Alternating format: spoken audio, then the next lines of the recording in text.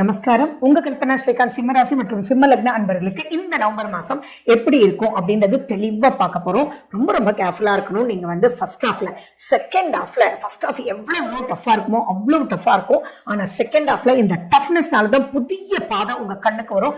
தெளிவான பாதை உங்களுக்கு கிடைக்க போகுது. ஸோ இந்த மாசம் நிறைய சேஞ்சஸ் வந்து நீங்க பார்க்க போறீங்க.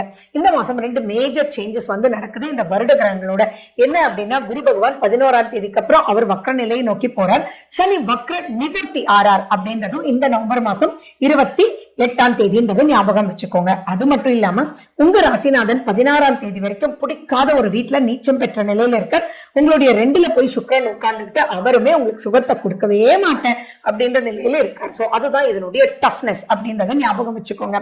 செலவு செலவு செலவுன்றதை துரத்திட்டே இருக்கும். அதனால ரொம்ப கேர்ஃபுல்லா யோசிச்சு தேவையான பல தடவை யோசிச்சு நீங்க செலவு பண்ணல அப்படின்னா நீங்க நிறைய மாட்டிக்குவீங்க. அது மட்டும் இல்லாம இது வரைக்கும் 7ஆம் வீட்டுல ராகு இருந்துச்சு. ஆனா குருனுடைய பார்வையில இருந்ததுனால அவ்வளவு பெரிய ப்ராப்ளம்ஸ் பார்க்கல.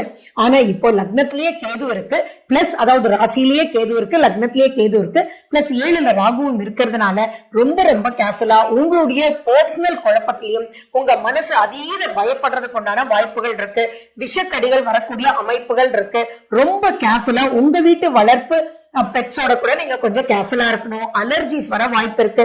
உங்களுடைய பெட்ஸ்க்கு எல்லாம் வேக்சினேஷன் போடல அப்படின்னா தயவு செஞ்சு நீங்க கேர் எடுத்துக்கணும். வேக்சின்ஸ் கண்டிப்பா நீங்க வந்து போட்டுக்கணும். அது எதுவாக இருந்தாலும் சரி அந்த விஷத்தன்மை உங்களுக்கு வராம நீங்க கொஞ்சம் கிளீனா உங்களை பாத்துக்கணும். அண்ட் லட்சுமி நரசிம்மரனுடைய வழிபாடு ரொம்ப ரொம்ப ரொம்ப முக்கியம் சிம்மராசி அன்பர்களே.